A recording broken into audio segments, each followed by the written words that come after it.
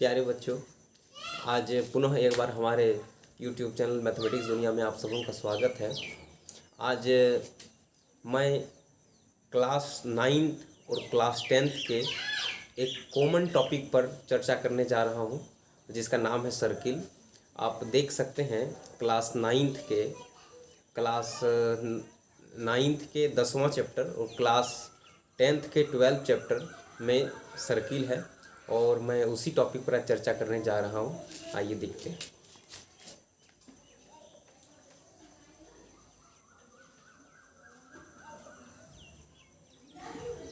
जो टॉपिक हम पढ़ाने जा रहे हैं उसका नाम है सर्किल, यानी कि वृत्त। अब देख सकते हैं कि यह क्या है, एक वृत्त है यानी कि सर्किल है, लेकिन यह तब तक ये सर्किल नहीं कहलाएगा जब तक कोई केंद्र बिंदु इस पर न दे दे। अब कहलाएगा। इसको हम लोग ओ से सूचित कर दिए, तो ये क्या कहलाया, तो वृत्त कहलाया, यानी कि सर्किल कहलाया। ये जो घेरा है चारों ओर का, इसको हम लोग कहते हैं परिधि। क्या कहते हैं, आप सभी जानते हैं, ये सब बेसिक चीज़ है। परिधि इंग्लिश में हम लोग इसको कहते हैं सरकमफेरेंस। क्या कहते हैं, सरकमफेरेंस। इसको क्या कहते हैं, तो सेंटर ऑफ द सर्किल, यानी कि केंद्र। इसको केंद्र कहा जाता है, वृत्त का केंद्र, सेंटर ऑफ द सर्किल, वृत्त का केंद्र। और यहाँ से लेके ये दूरी, केंद्र से लेके परिधि की दूरी, क्योंकि कोई भी बिंदु की दूरी जो है परिधि का केंद्र से समान होता है, इसलिए इसको हम लोग कहते हैं त्रिज्या। क्या कहते हैं, त्रिज्या, यानी कि रेडियस। रेडियस देखिए, ये रेडियस। और ऐसा चीज कि कोई अगर ऐसा लाइन जो परिधि के दोनों बिंदुओं को छूता हो और केंद्र से होकर जाता हो, तो इसको हम लोग कहते हैं, जो ये जो है वृत्त को दो बराबर भागों में बांटता है, इसको हम लोग वृत्त का व्यास कहते हैं। क्या कहते हैं, व्यास कहते हैं, जिसको हम लोग इंग्लिश में डायमीटर कहा जाता है। इंग्लिश में हम लोग इसको डायमीटर कहते हैं, यानी कि वृत्त का व्यास। और कोई भी दो किसी माने परिधि के दोनों वो बिंदु को मिलाने वाले रेखा को हम लोग कहते हैं जीवा। क्या कहते हैं, जीवा। इसको हम लोग जीवा कहते हैं। क्या कहते हैं, जीवा। इंग्लिश में इसको कोड कहा जाता है, CHORD, कोड है ना। इसको कोड, जैसे AB ये कोड हो गया, ये PQ, ये भी तो एक कोड है ना, क्योंकि ये भी परिधि के दोनों बिंदुओं को टच कर रहा है, ये भी एक कोड है। लेकिन ये एक विशेष कोड है जो केंद्र से होकर पास होता है ना। अतः इस कोड को, यानी कि इस जीवा को हम लोग वृत्त का व्यास कहते हैं, और ये वृत्त को दो बराबर भागों में बांटता है। और ये भी वृत्त की सबसे बड़ी जीवा जो होती है वो वृत्त का व्यास कहलाता है, जो वृत्त को दो बराबर भागों में बांटता है ना। ध्यान दीजिएगा, ये सब लॉजिक पॉइंट है, कॉमन पॉइंट, कि एक वृत्त की सबसे बड़ी जीवा जो है उस वृत्त का व्यास कहलाती है, जो वृत्त के केंद्र से होकर जाता है, जो वृत्त को दो बराबर भागों में बांटता है। इस बात को ध्यान रखिए। अब जरा सोच के देखिए कि ये जो एक वृत्त है, कोई बिंदु को, इस पेन के नोक को हम रखना चाह रहे हैं, तो वृत्त के कितने ऐसे भागों में हम रख सकते हैं, वृत्त के कहाँ कहाँ हम बिंदु को हम दे सकते हैं, सोच के देखिए। ऐसे जवाब तो आएगा कि अनंतों जगह हम इसको रख सकते हैं, लेकिन नहीं। मुख्य 3 ही स्थान है जहाँ पर हम कोई बिंदु को हम वृत्त पर दे सकते हैं। सबसे पहला कि या तो वृत्त के अंदर कहीं भी, या तो वृत्त के बाहर कहीं भी, और या तो फिर वृत्त पर।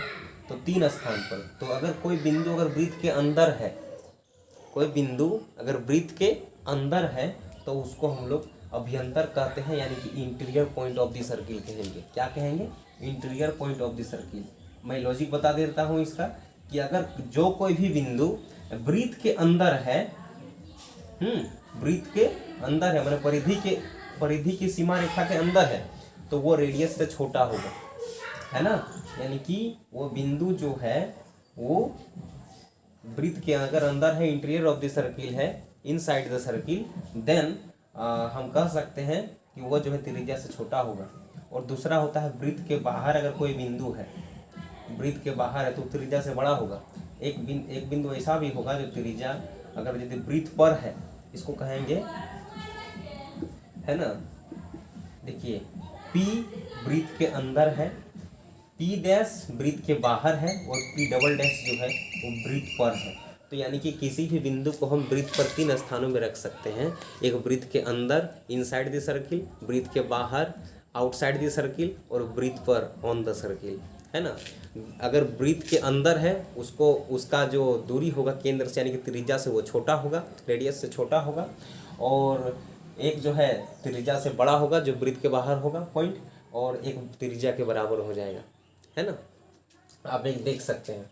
मैं एक लॉजिक बता देना चाहता हूँ आप सबों को कि अब ध्यान दीजिए, अगर आपको कोई दे दिया ये, अच्छा चलिए अभी क्लास 9th और 10th के विषय में ही बात करते हैं पहले, हायर क्लास के नहीं। तो पहले ये देख लीजिए कि मान लीजिए कि O पॉइंट एक सर्किल हो गया।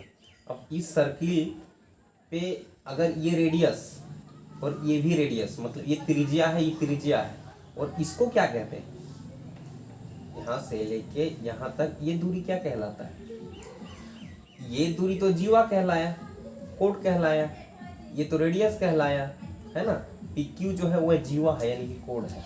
लेकिन ये जो PQ है, जो कर्व है, इसको हम लोग क्या कहेंगे, ध्यान दीजिएगा। ये PQ केवल लिखते हैं तो ये जीवा कहलाएगा, क्या कहलाएगा, जीवा। लेकिन PQ अगर हम ऐसा लिखते हैं तो ये आर्क कहलाया, चाप, क्या कहलाएगा, चाप, PQ, है ना। इसको इंग्लिश में कहते हैं आर्क, ARC, आर्क PQ, है ना। तो ये एक PQ आर्क है, और इसका रिप्रेजेंटेशन जो है इस तरह से किया जाता है। ये देखिए, ये PQ के ऊपर में एक कर्व दे देते हैं। PQ केवल बोलते हैं तो स्ट्रेट होता है P से लेकर Q तक, और PQ के ऊपर में दे देते तो ये आर्क हो गया यानी कि चाप हो गया। अब ध्यान दीजिएगा, इधर वाला भी तो PQ ही कहलाएगा ना, है कि नहीं, इधर वाला भी तो PQ कहलाएगा। लेकिन कंडीशन ये चेंज है कि PQ जो है, इधर वाला अगर आर्क लेते हैं तो छोटा है और ऊपर वाला आर्क लेते हैं तो वो बड़ा है, इसलिए एक को कहेंगे माइनर आर्क। अगर हमको नीचे वाला कहना है तो इसको हम लोग कहेंगे माइनर, माइनर, माइनर माने छोटा, इसको हिंदी में लघु कहा जाता है। क्या कहा जाता है, लघु, लघु चाप, माइनर आर्क, माइनर आर्क यानी कि लघु चाप, है ना, PQ। और यहाँ से ये वाला बड़ा है इसलिए इसको कहेंगे दीर्घ चाप, दीर्घ चाप यानी कि मेजर, MAJOR, मेजर आर्क यानी कि दीर्घ चाप, ये लिखती है हिंदी, है ना, दीर्घ चाप। तो आप सबों को सारा डिटेल से पता चल गया कि सबसे पहली बात, ये वृत्त का केंद्र है, ये वृत्त की परिधि है ना, ये वृत्त की त्रिज्या है। अब देखिए, ये वृत्त की जीवा है यानी कि कोड ऑफ द सर्किल, है ना, और ये भी वृत्त की जीवा है। लेकिन ये एक स्पेशल जीवा है जो वृत्त को 2 बराबर भागों में बांटता है, और वृत्त की सबसे बड़ी जीवा है ना, जो केंद्र से पास होती है, जो वृत्त का व्यास कहलाती है। ठीक है ना। आप इस जितना बोलते हैं वो सब आप कॉपी में नोट कर सकते हैं आप अपना। और ये देखिए, मैं ये कहना चाह रहा था कि कोई बिंदु को, है ना, वृत्त के कहाँ कहाँ, वृत्त पर किस किस भाग में रख सकते हैं। तो वृत्त के अंदर यानी कि वृत्त के अंदर, है ना, इसको हम लोग इनसाइड बोल सकते हैं, इनसाइड, ठीक है। और ये वृत्त के बाहर तो बोलेंगे आउटसाइड, आउटसाइड, है ना। और एक वृत्त पर क्या बोलेंगे, वृत्त पर यानी कि on the circle, on the circle, ठीक है। और ये outside the circle, outside the circle, है ना, यानी कि इसको हम लोग वृत्त के बाहर बोल सकते हैं, वृत्त के बाहर। और ये वृत्त के अंदर यानी कि inside the circle, inside the circle.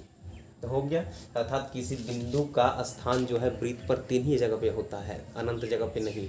ये वृत्त के अंदर जिसका दूरी जो है केंद्र से अगर लेंगे तो त्रिज्या से छोटा होगा, यानी कि OP जो होगा, OP वो छोटा होगा OP डैश से, नहीं, O डबल P डैश से, ठीक है। और ओ पी डैश जो होगा वो बड़ा होगा ओ डबल पी डैश से, और O P dash double dash ये जो है बराबर हो जाएगा ओ डबल पी डैश से। बात समझे कि नहीं? चूँकि ये दिख नहीं रहा है हम यहाँ लिख देते हैं ओ डबल पी डैश बराबर O double P dash, P double dash sorry, है ना। तो ये जो है हो गया। और ये भी देखें कि दीर्घ चाप और लघु चाप, हम लोग सीधा तो ये है इसको हम लोग बोल देते हैं कि ये जीवा है, लेकिन ये जो कर्व है ये भी पी क्यू ही कहलाएगा, लेकिन इसको लिखाएगा आर्क पी क्यू, यानी कि पी क्यू चाप, है ना। पी क्यू चाप ये कर्व वाला है, तो ये छोटा वाला पार्ट है इसलिए हम लोग इसको माइनर आर्क बोलेंगे यानी कि लघु चाप, और ऊपर वाला जो है वो बड़ा है इसलिए इसको दीर्घ चाप यानी कि मेजर आर्क बोलेंगे, ठीक है ना, मेजर आर्क बोलेंगे। अब आगे देखते हैं, यहाँ देखिए ये रहा एक वृत्त जिसका केंद्र ये है ना ओ। आप यहाँ से देखिए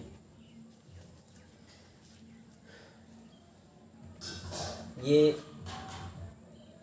अगर इस भाग को बोला जाता है, अगर त्रिज्या, ध्यान दीजिए ये रहा त्रिज्या, दो त्रिज्या और उसका संगत लघु चाप या दीर्घ चाप जो लीजिए, माने ऐसा सोचिए कि त्रिज्याओं और उसके संगत आर्क, ठीक है, से बने क्षेत्र को हम लोग बोलते हैं त्रिज्य खंड।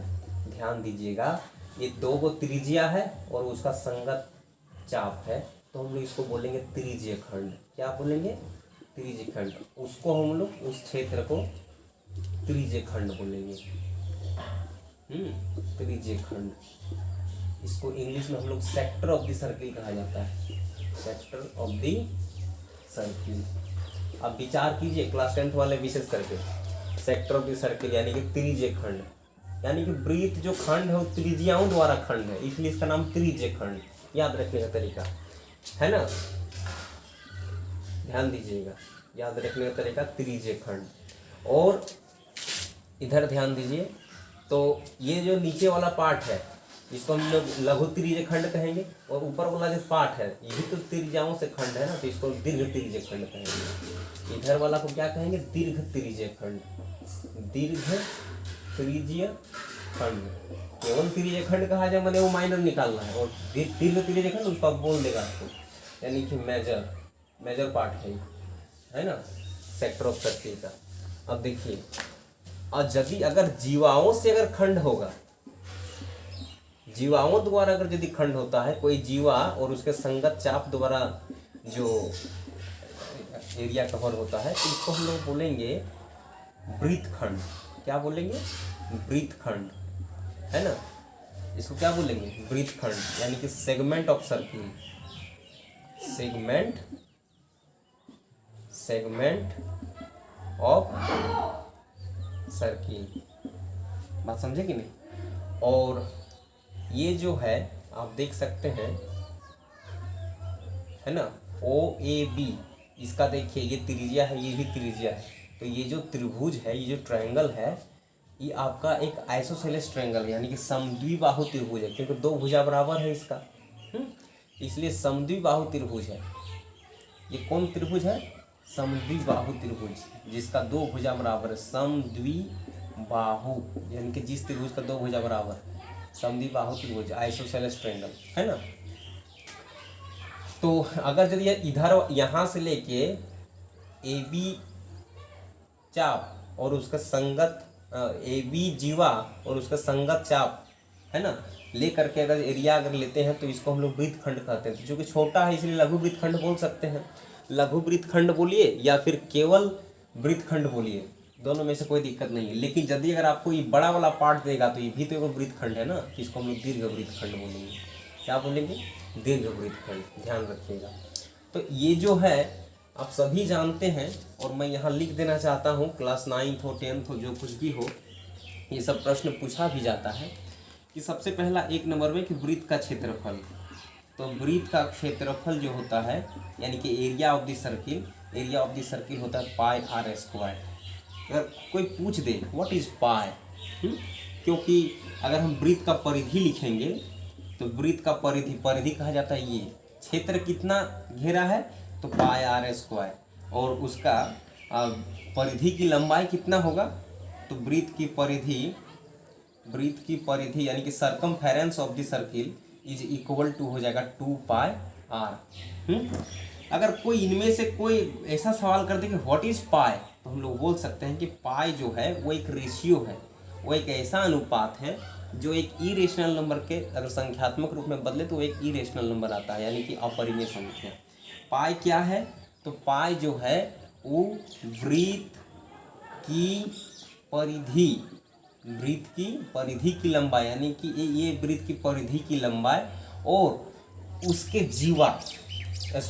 इसका व्यास, वृत्त की परिधि और वृत्त का व्यास, यानी कि circumference of the circle and diameter of the circle का जो रेशियो है उसी का नाम दिया गया पाई। ध्यान रखिएगा, बहुत सारे अकड़म सवाल पूछ दिया जाता है, मैंने जवाब दिया जाता है पाई के बारे में, लेकिन मैं अगर कोई पाई का डेफिनेशन पूछे व्हाट इज पाई तो बोलना है ये कि pi is the ratio of circumference of the circle and its diameter of the circle. वृत्त की परिधि और वृत्त का व्यास के अनुपात को ही हम लोग क्या कहते हैं पाई कहते हैं, है ना। इसको हम लिख सकते हैं इसको क्या लिख सकते हैं सर्कमफेरेंस ऑफ द सर्किल और उसका डायमीटर ऑफ द सर्किल,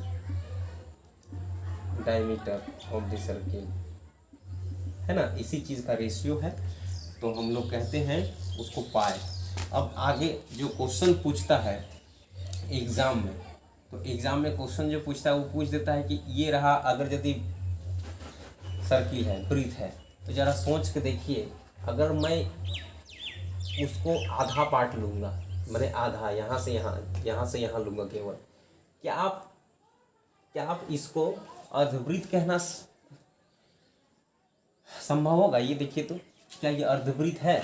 बिल्कुल नहीं है, जब तक ये पूरा मिला न देते हैं हम।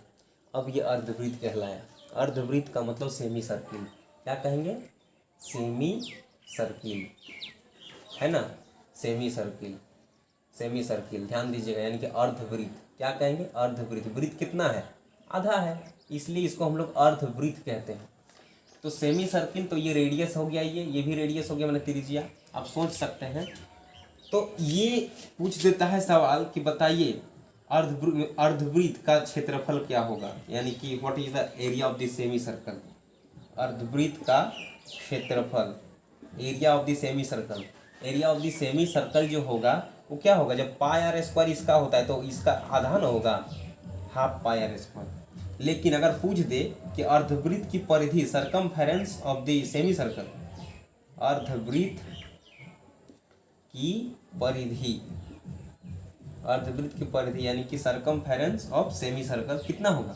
तो बहुत कोई बोलेंगे कि इसका अगर आधा किए हैं वृत्त की परिधि का तो उसका मैंने क्षेत्रफल का आधा किए तो इसका भी आधा कर देंगे, तो 2 पाई आर का आधा क्या होगा? पाई आर। सबको यही जवाब देते हैं, लेकिन नहीं, गलत है। क्योंकि आप यहाँ से चलना शुरू कीजिए, ध्यान दीजिए सभी को, यहाँ से आप चलना शुरू कीजिए, आप यहाँ तक पहुँचेगा तो इसको हम लोग अर्धवृत्त नहीं कहेंगे जब तक हम यहाँ जिस पॉइंट से चलना शुरू करते हैं वहाँ पर नहीं पहुँचते। परिधि का मतलब क्या होता है? परि का मतलब होता है चारों ओर का घेरा, है ना, चारों ओर का घेरा। देखिए तो यहाँ से चलना शुरू किया तो एक चक्कर पूरा होना चाहिए, तो अर्धवृत्त की परिधि हो जाएगा पाई आर प्लस, पाई आर तो केवल इतना से इतना ही हुआ ना, और ये क्या है? 2 त्रिज्या अपने 2 आर, तो ये हो गया। फिर छठा नंबर आप देख सकते हैं, अगर यदि मान लिया जाए इसको और आधा कर देंगे तो और आधा करेंगे तो ये इस तरह से बढ़ जाएगा, इस तरह से बढ़ जाएगा। अब जब इस तरह से बढ़ जाएगा तो ये रेडियस है, ये भी रेडियस है, सोचिए, ये रेडियस, ये भी रेडियस, तो ये लंबाई क्या हो गया? इसका आधा हो गया।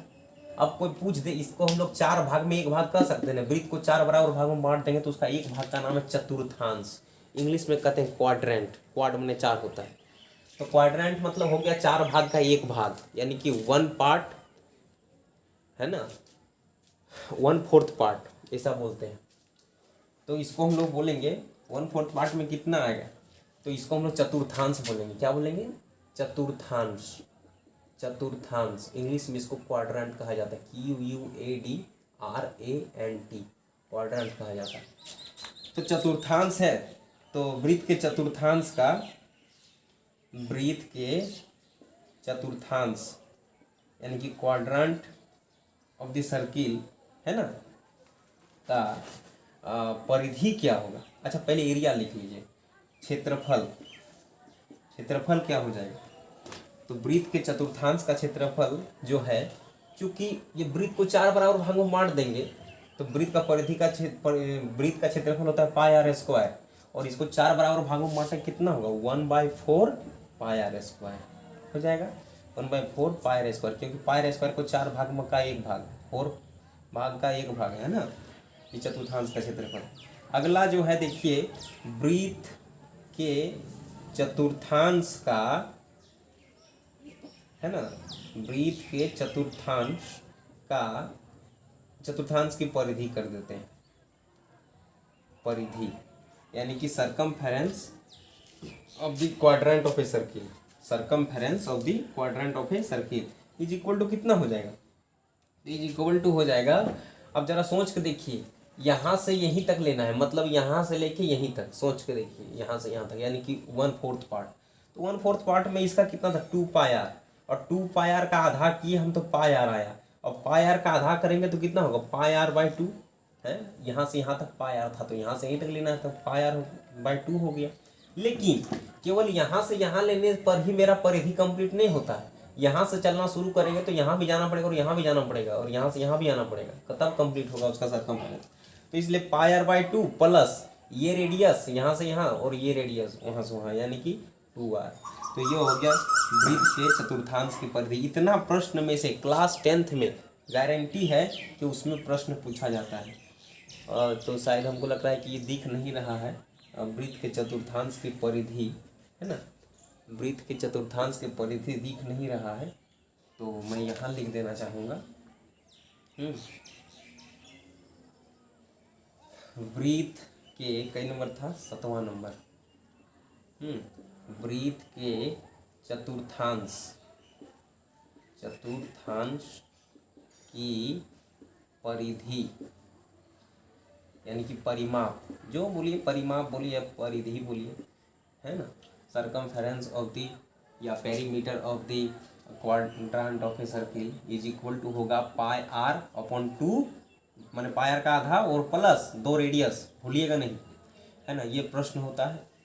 और एक प्रश्न क्लास 10th में ही पूछा जाता है अक्सर, कि अगर संख्यात्मक रूप से वृत्त की परिधि और वृत्त का क्षेत्रफल अगर बराबर हो जाए, संख्यात्मक रूप से, देखिए दोनों कतई बराबर नहीं हो सकता है, क्योंकि परिधि जो है वो केवल दूरी को मेजरमेंट करता है। देखिए परिधि जो है वो 1 डायमेंशनल चीज है, क्योंकि ये दूरी है केवल, लेकिन इसका जो क्षेत्र घेरता है ना, इसका जो क्षेत्र घेरता है वो 2 डायमेंशनल चीज है। तो ये दोनों बिल्कुल अलग अलग है, दोनों डायमेंशनल अलग है। जैसे दूरी लेना है ये हुआ 1 डायमेंशनल, लेकिन किसी खेत का क्षेत्रफल लेना है ये हुआ 2 डायमेंशनल, क्योंकि क्षेत्रफल में लंबा गुना चौड़ा जाता है, दूरी में केवल उसका मात्रक मीटर होता है, जबकि एरिया का मात्रक क्या होता है, मीटर स्क्वायर, क्षेत्रफल का मात्रक मीटर स्क्वायर। तो इसलिए अगर क्वेश्चन ऐसा दे दे कि अगर किसी वृत्त का परिधि और उसका क्षेत्रफल संख्यात्मक रूप से बराबर, जैसे 10 मीटर है तो एक का 10 मीटर स्क्वायर, ऐसा सोचिए, तो कहता है कि उसका रेडियस कितना होगा, कि दोनों का संख्यात्मक रूप से दोनों वैल्यू बराबर आएगा। आइए देखते हैं। तो अगर यदि ऐसा कहें कि एक वृत्त का क्षेत्रफल संख्यात्मक रूप से बराबर, तो क्षेत्रफल क्या होता है, πr², और बराबर है किसका, तो परिधि का 2πr। तो संख्यात्मक रूप से बराबर πr² बराबर 2πr। तो देखिए तो क्या r² को हम r गुना r लिख सकते हैं, जी हाँ, और r कैंसिल हो जाएगा और पाई कैंसिल हो जाएगा, तो बचेगा कितना, r बराबर 2 मात्र, है ना। यानी कि 2 मीटर रहे, किलोमीटर रहे, सेंटीमीटर रहे, जो भी रहे, तो अगर यदि वृत्त की त्रिज्या अगर 2 मात्रक हो, 2 यूनिट हो, तो उसका जो क्षेत्रफल होगा और परिधि की लंबाई जो होगा दोनों उस समय बराबर हो जाएगा। पाई के विषय में आज मैं बताया हूँ आप सबों को। पाई क्या है? वृत्त की परिधि और उसका व्यास का एक अनुपात है। Pi is the ratio of circumference of the circle and its diameter. ध्यान दीजिएगा। अर्थात जिस किसी परिधि की लंबाई मान लिया जाए कि 22 मीटर है और उसका डायमीटर जो है वो लगभग 7 मीटर है। ध्यान दीजिएगा, लगभग 7 मीटर, जरूरी नहीं, क्योंकि पाई का वैल्यू हम 22/7 लेते हैं और पाई जो है एक अपरिमेय संख्या है। देखा गया कि उसका परिधि की लंबाई और उसका व्यास का अनुपात जो है कभी भी एक परिमेय संख्या नहीं आता है। हम लोग उसको एक परिमेय संख्या के रूप में लगभग अप्रॉक्सीमेट वैल्यू लेते हैं 22/7, क्योंकि एक्चुअली इसका वैल्यू 3.14 समथिंग बहुत कुछ होता है, लेकिन बात रह गया कि उसका जो है एक अप्रॉक्सीमेट वैल्यू 22/7 लिया जाता है। कभी भी भूल के भी बोलिएगा नहीं कि पाई का वैल्यू 22/7 ही होता है, क्योंकि 22/7 एक परिमेय संख्या है, जबकि पाई एक अपरिमेय संख्या यानी कि इरेशनल नंबर है ना। और कभी भी एक रेशनल एक इरेशनल के बराबर होगा ही नहीं। अपरिमेय परिमेय के बराबर कभी होता नहीं, कि दोनों अलग है। वास्तविक संख्या को दो भाग में बांटा गया है, एक परिमेय और दूसरा अपरिमेय। दोनों जो है बिल्कुल अलग अलग है। जो परिमेय हो सकता है वो परिमेय नहीं होगा, जो अपरिमेय होगा वो परिमेय नहीं हो सकता है कि नहीं। तो आप देख सकते हैं, है ना। और मैं आशा करता हूँ कि आप सबों को ये विषय समझ में आया होगा। और मैं आगे कुछ फॉर्मूला लिख देता हूँ, उसको ध्यान में रखिएगा। फॉर्मूला ध्यान में रखिए।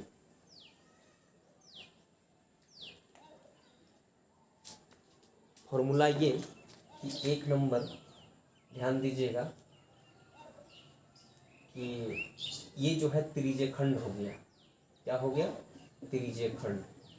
ध्यान दीजिए, तो त्रिज्य खंड जो बना, पूरा एंगल कितना होता है एक वृत्त का? 360 डिग्री। 360 डिग्री का केवल थीटा पार्ट लेना है ना। क्या लेना है? Theta part. ध्यान दीजिएगा, ये एंगल कितना है? इतनी, ये थीटा। तो एक में कि ये जो है इसको हम लोग त्रिज्य खंड कहते हैं, यानी कि सेक्टर ऑफ द सर्किल। त्रिज्य खंड का क्षेत्रफल यानी कि area of the sector of the circle is equal to 360 degree total होता है, लेकिन हमको इतना लेने का जरूरत नहीं है एरिया, हमको इतने ही का जरूरत है। इसीलिए केवल थीटा पार्ट, जैसे होता है ना कि 100 नंबर का क्वेश्चन हम सवाल जवाब कर रहे हैं और उसमें से मेरा मान लीजिए 45 नंबर आया, तो सर लिखते हैं कितना? 45/100। ठीक उसी प्रकार पूरा है कितना? 360 डिग्री। उसमें से एंगल कितना लेना है? थीटा पार्ट, यानी कि थीटा भाग लेना, थीटा एंगल लेना है। थीटा ले लेते हैं, थीटा अपॉन 360 इनटू क्या लेना है? तो एरिया। एरिया क्या होता है? पाई आर स्क्वायर। भूलिएगा नहीं, है ना।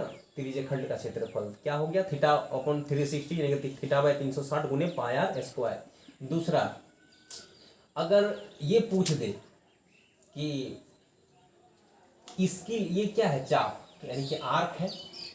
ये आर्क है, यहाँ से यहाँ चाप, तो इसका क्षेत्रफल क्या होगा? इसका क्षेत्रफल नहीं, इसकी लंबाई, यानी कि चाप की लंबाई, लेंथ ऑफ आर्क। चाप की लंबाई, इसको इंग्लिश में क्या कहेंगे? Length of arc. Length of arc is equal to क्या हो जाएगा? ये भी देखिए, तो पूरा जो लंबाई है इसका परिधि 2πr कब होता है? तो 360 डिग्री एंगल पर। लेकिन हमको केवल कितना लेना है? इतना ही लेना है ना। तो थीटा पार्ट लेना है। थीटा वाला में इतना बना हुआ है, तो थीटा अपॉन 360 इंटू लंबाई का क्या होता है? 2πr। वहाँ एरिया था इसलिए पाई स्क्वायर। तो चाप की लंबाई का फॉर्मूला हो गया, यानी कि थीटा अपॉन 360 इंटू 2πr। ध्यान दीजिएगा, ये लघु के लिए। किसके लिए? लघु के लिए। लेकिन अगर दीर्घ का बात करेंगे तो थीटा क्या हो जाएगा? पूरा 360 में से इधर लेंगे तो 360 माइनस थीटा हो जाएगा। दीर्घ चाप की लंबाई क्या बोलेंगे? दीर्घ चाप की लंबाई, है कि नहीं। दीर्घ चाप की लंबाई कितना होगा?